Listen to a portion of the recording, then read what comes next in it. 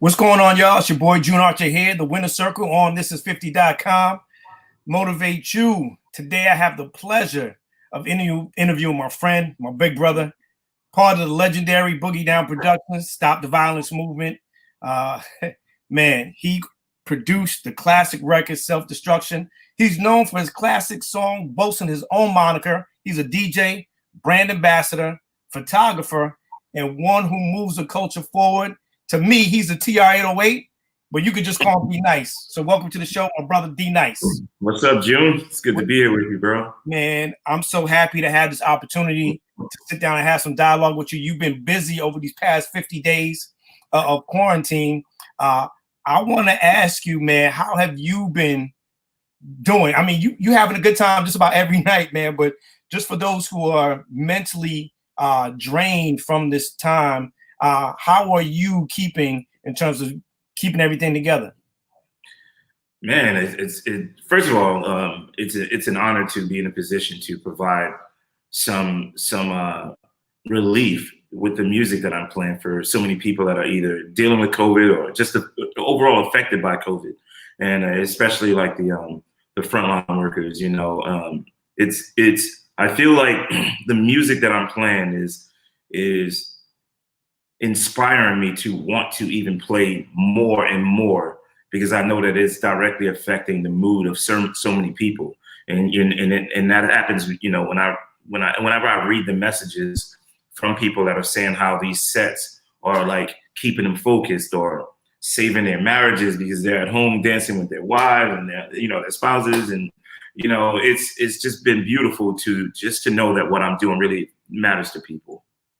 How does it feel though that when these days are behind us, and I really feel strong that time is coming, this will be behind us, but to know that when history tells this story, D, that you will be remembered as someone who warmed people's hearts, you eased their minds from just club quarantine to homeschool. Like, how are you gonna feel being a part of that conversation when we go back and we revisit this on documentaries and everything else?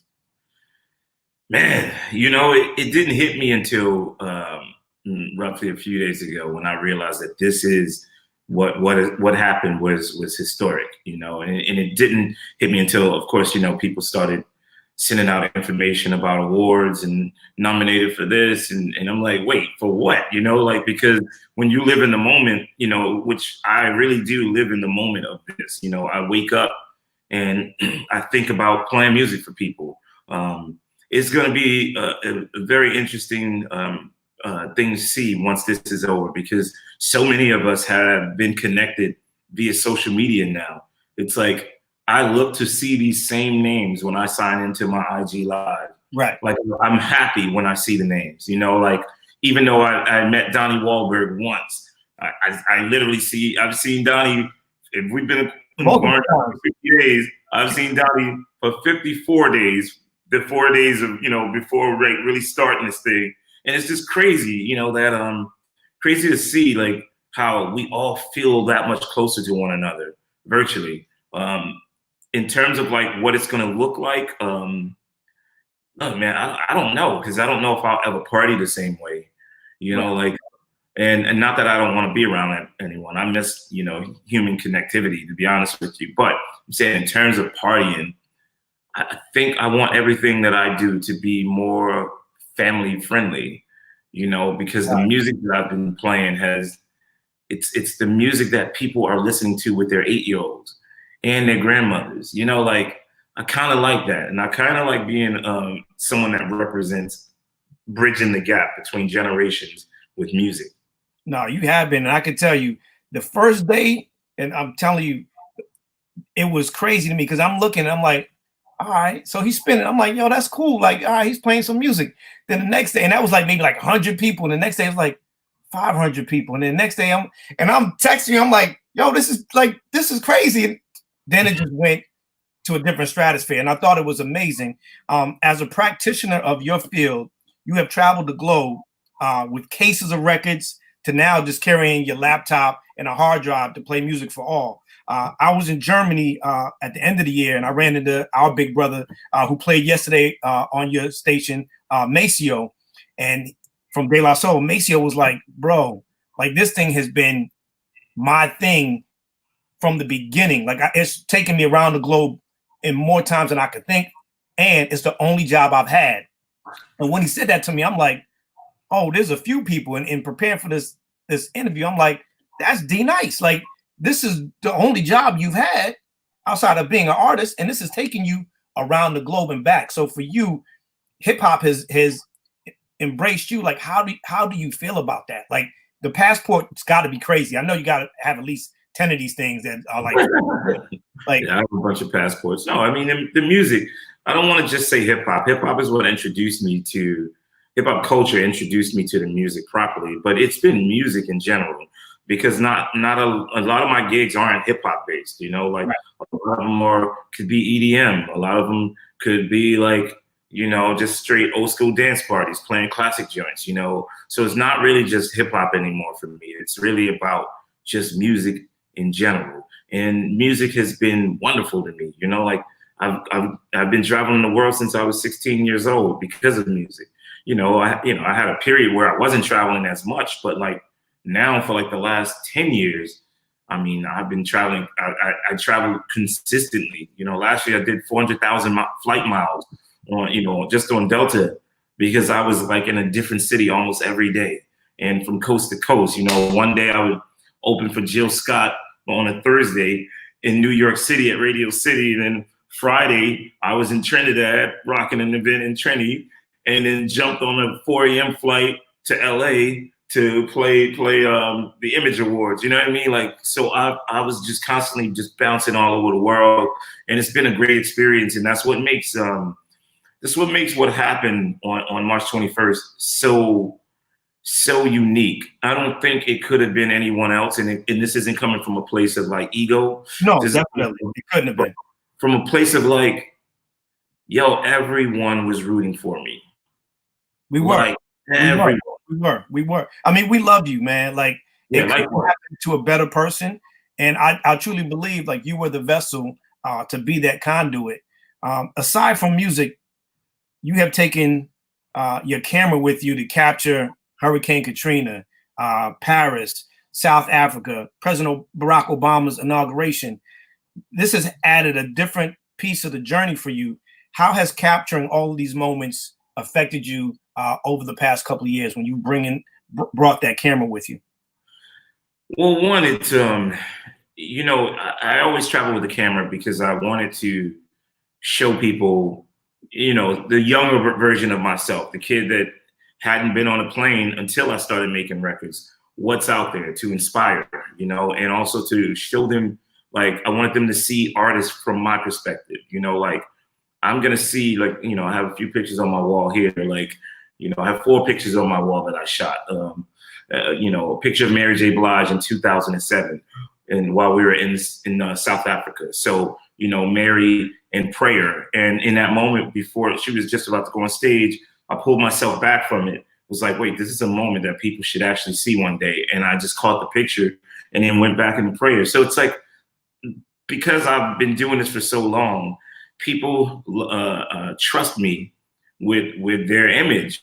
You know, they know I'm not going to do anything crazy, or, you know, I'm not about, you know, paparazzi style photography. It's really, I just wanted to document our culture the best way possible from my lens, and to be able to see, you know, for people to be able to see it. Like, I mean, I was the only photographer in the dressing room with Common when he won his Academy Award, you know, and so I'm looking at that image on the wall there that I shot of Common with his, you know, like just after getting off stage, and Common called me and was like, bro, you should document this. Right. You know, like, document the journey for hip hop. So people trust me, and it's my responsibility to always do things that will uplift our culture.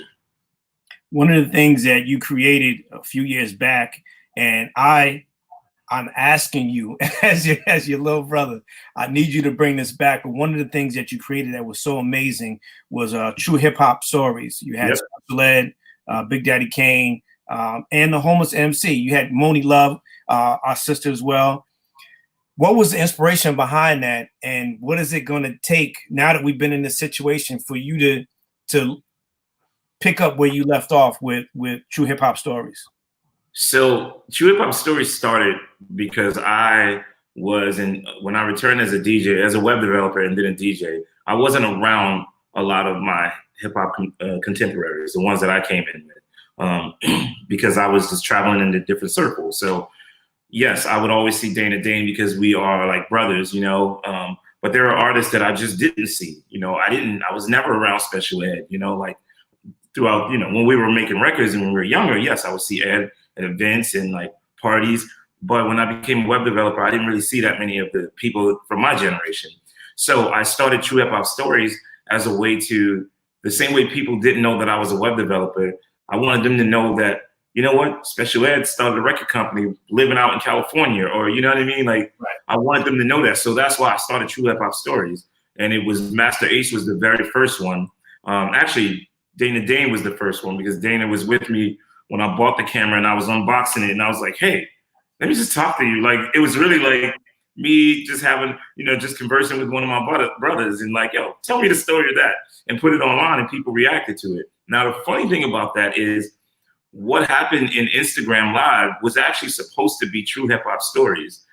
That's what the conversation was when I was in a cigar bar out here, because at the time, you know, you weren't able to play music, you know, on IG Live. You know what I mean? So sitting in the cigar bar, my buddies that when we were about to be under quarantine was just like, all right, so what's the plan? And I was like, you know, I had this web series back in the day. I think maybe I'll just kind of like turn it into an IGTV kind of situation and like interview, you know, artists and then save it to IGTV. That was the goal. But the artists that were in that first chat were my buddies. And, you know, I was just like, well, I already know their story. I wanted to use someone else, which their stories are amazing. It was Bun B and Black Thought, you know. But I just, in that moment, it just, when I started playing music, and I wasn't even DJing, just playing music, you know, Tariq, Black Thought would be like, yo, I remember this song. Oh, this is crazy. Somebody meet me at the bar. And that was just like, wait, what is this? Is this like a club right now? Like, and that's how it all started. But initially, it was supposed to be True Hip Hop Stories. So, you know, I'm getting back to that now. Now that I have this platform and, you know, I have the ability to attract people, and I actually know it, and people are interested in these. That's why I've had like, you know, Maceo and Scratch and you know, allow the ladies to take over my IG, was to just start to show people what our culture really is. It's not about any one person, you know, like there are multiple reasons why I became successful that day. And I wanted people to start seeing who these people are. And talking about that, take us to the originals, man. How did you guys get together? Know all of you, love all of you, have been to the parties. Like, how did you guys get together? And what's in store for you guys once we get out of this? So the originals was originally created by Stretch Armstrong and one other person. It was when Hurricane Sandy, it was a Hurricane Sandy relief event. So they just wanted to assemble some hot DJs to get together and rock. So it was Stretch, Q-Tip, Clark Kent, Tony Touch, Rich Medina, and myself. And that was the first lineup. And we had so much fun for this Hurricane Sandy relief that we decided, like, hey, maybe we should do it again next month. Maybe we should just do this. Like, that was fun. Right. You know, Tip didn't have the time to do it. You know, Tip is always busy. Always busy. Always busy. So we ended up, the five of us just ended up doing it. And I mean, man, it's almost 8 years later now, you know, and it's been magical. You know, I don't know what's in store. I mean, I know we're going to do the originals when this is over, but, you know, in the foreseeable future, I don't know what we're going to do. I think it's just going to be an online thing because I don't think anything's really going to open up anytime soon, you know, like, and when it does open up, you know, look, man, I'm taking this thing on the road, what this club quarantine vibe. I may not call it that. I mean, I don't know what I'm going to call it. Maybe the homeschool tour, because that's, you know, what it originally started out. Right. We don't know if that word quarantine is what it's going to feel like once this is over. So I don't want to have anything that can, you know, cause PTSD. You know what I mean? So I'm just thinking about all of these things, bro. Like, yeah, but it's going to be interesting to take this on the road because now people have heard me play music the way I hear music. You know, before I would just play what I thought someone else wanted to hear. And my IG Live has given me the opportunity to just play what I feel is just good music that vibrates, that where you can vibrate higher. And it doesn't have to be, it's not about how long ago it was made. You know, like I got on the other day and I just played like straight current like music, you know what I mean? Like, and just killed it. Everybody's going crazy and the flames and like, so it's just about the energy that's behind it, you know, like that you put out and put into the music. So yeah, it's going to be an interesting time, man. Like I'm looking forward to taking this on the road. And I'm also looking forward to one of the other things that I am going to do is to properly build a studio because this virtual thing is not going away. And it's beautiful to be able to touch people from all over the world with this platform. So, but I want to do it the right way. You know, like I've seen so many setups. Scratch has a very nice setup. Spinner has a nice setup. But I actually want to build my own room, like properly, lighting and everything. You know, smoke machines. I don't care. I want it to be an experience. You know, why not? DJ booth elevates while I'm standing there. Whatever it is, it's going to be an experience. No, it's going to be dope, whatever it is. A lot of people don't even know that you were instrumental in the Kid Rock discovery. A lot of people don't know that you were an artist, producer. They say it takes 10 to 15 years to become an overnight success. And for some people, just seeing you now on IG Live and what you're doing, it seems like D-Nice has just arrived. They don't know the history. They don't know the history, KRS-One and yourself. How do you measure success today, seeing that you've been through the ebbs and flows, the ups and downs, and you're still here? To me, you've always been around. Even when you took a break and you came back, how do you measure your success? I measure my success based on happiness, bro. Like it's not about things or accolades. It's really based on happiness. Like, am I happy doing what I'm doing? And I can honestly say I am. Like, I have no regrets, you know, like, look, I couldn't be here without living in the shadow of KRS. So it makes me respect that I lived in the shadow of one of the greatest MCs that has ever touched a microphone in this business, you know, like, so I don't really compare who I was then to who I am now, because I wouldn't be here without all of the lessons that I learned along the way. And the learning, part of what contributes to my success is that I was just able to connect with so many people in so many different generations. And it was because of all of the lessons that I learned along the way. That's why I said, I don't know if anyone else could have been the person to do what happened on March 21st, because it was a culmination of all of those experiences, all of those, the experience of being the web guy that was like, wait, no, this is what I'm going to do. I'm going to jump on the technology. Since I can't do this, I'm going to jump into this and try to make this happen. So even though other people were using the platform in DJing in other ways, and, you know, Scratch had Scratch Vision. So, you know, Kid Capri was using Periscope. Our contacts are just different, you know, like, you know, I've done work for Oprah, to the Obamas, to this one, to, you know, Kevin Hart, to this club down the street, to my man's wedding that I did, you know, to Black Thought's wife's birthday. I did the mix for her. You know, You know, we could have had Amir or anyone else do the mix, but they asked me. So when I did that, everyone came because they were like, yo, that's D. And it's because of all of the lessons that I learned from the beginning of my career until now. For those who are looking to DJ or start a new profession during this time and take something up new that they've never done before, and they're feeling uncomfortable, what's the best piece of advice that you could give them today to allow them to be inspired and stay motivated to learn that thing, to be a master of that thing, so that they can, you know, pick up another blessing that they never really believed that they had in them? I mean, for one, man, I always tell people, like, when I return as a DJ, look, I'm not a turntablist. I won't even pretend to be. I'm not good with scratching. That's not my thing. I like house music DJs. I like blending records. Do what do what you love. You know, don't try to be someone else. Like, I can never sit there and try to be DJ Scratch. I can't be Clark Kent.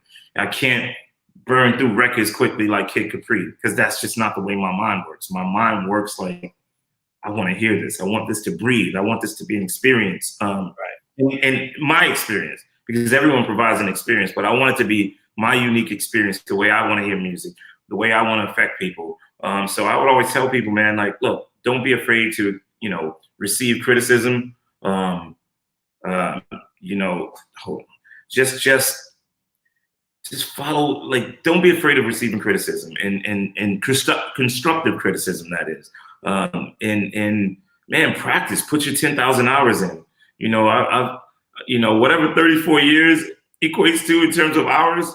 That's a lot of hours, dude. A lot of hours, and I'm still doing it. I'm still putting in the work, bro. You know, I'm still here DJing 9 hours, and not because I have to. It's because I love it. I really do love what I'm doing.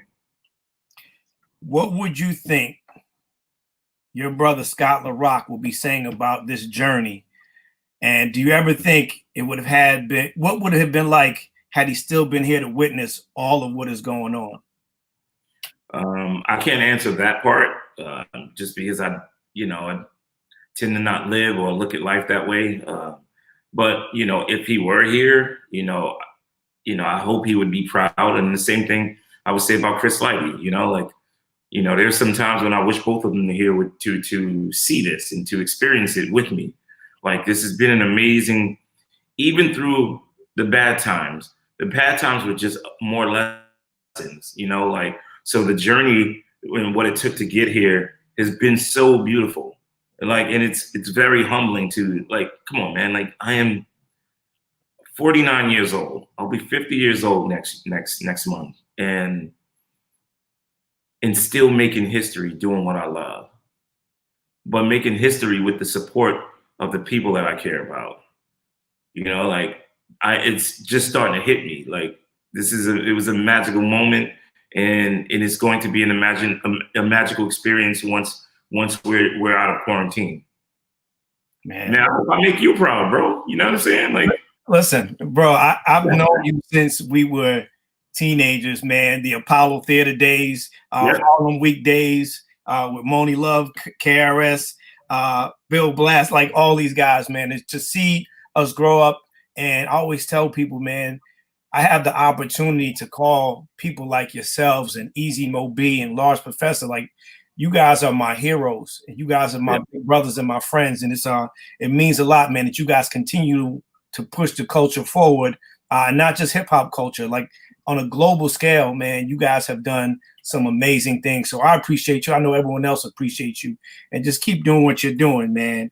Thank you, I want to, before I let you go, man, there's this game called University of Dope. So I want to go through like 3 or 4 with you, just have some fun here, man, to let people know what the great D-Nice thinks about our particular culture. So if you can't read it, I'm going to read it for you. For those who not here, drum roll, please. Best hip hop soundtrack: Friday, Above the Rim, 8 Mile, or Juice? Which one would you go? I don't remember the Friday soundtrack. Was Head Ringing on that joint? Yes. Yeah, Head Ringing was on there. Above the Rim had Pac, and it had guys, that song, Sweet Sable. Yep. That was on Death Row. And that was a good one. 8 Mile, of course, that was Eminem and the Crew, and Juice. Man, for me, I would have to go with Juice because it had Rakim, EPMD, and it had the Naughty by Nature. Right. D would be for me, man. D? All right. Here goes the next one. Boom. If someone wanted to experience hip hop for the first time, what album would you give them? A, Low End Theory, B, Enter the Wu-Tang, C, Straight Outta Compton, or D, Paid in Full? Damn. Oh, man. Probably Low End Theory. Yeah, that would be it. A Tribe Called Quest, Low End Theory. That was not that all the other albums are. I mean, they're all like incredible albums, but that Low End Theory was a masterpiece, man. Yeah, no slight to anybody else. No slight to anybody else. Here's one I know might get you. if these 4 MCs were on the same track today, who would come out on top? LL Cool J, Rakim, KRS-One, or Big Daddy Kane? Tough one, D. That's a tough one. Rakim makes you think. LL is he's the best balance between men and women with his flow and his lyrics. KRS is just gonna be a straight B-boy, aggressive. I'm probably gonna go with Big Daddy Kane though, because he's just smooth and his metaphors, man. Like, yeah, I'll go with Big Daddy Kane. All right. Most influential rap song of all time: The Message, Rapper's Delight, Planet Rock, or Sucker MCs? For me, it's The Message. Dope. I don't even need to give an excuse or a reason behind that one. It's just the message, the story behind it, the storytelling, the music, the chorus, everything about that record was perfect. Listen, this is one we talked about offline, but I'm not answering that. Erase one from hip hop history. We can't answer that at all. That was subjective.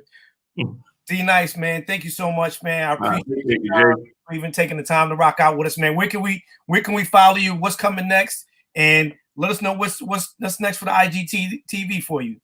Oh man, so depending on when you air this, which I don't know when, are you airing this anytime soon or tomorrow? Why not?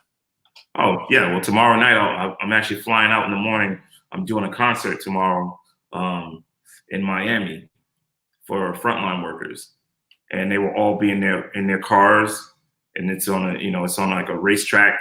I'll be socially distancing. Stay PPE. Like a driving concert. So yes, it's going to be interesting tomorrow. Yeah. Dope. Listen, tune in to D Nice. Whether he's DJing or he got guest DJs, I promise you, you're disappointed. Man, keep rocking, man. This is 50.com. Thank y'all for tuning in. D. Love you, bro. Love, man. Peace. Peace.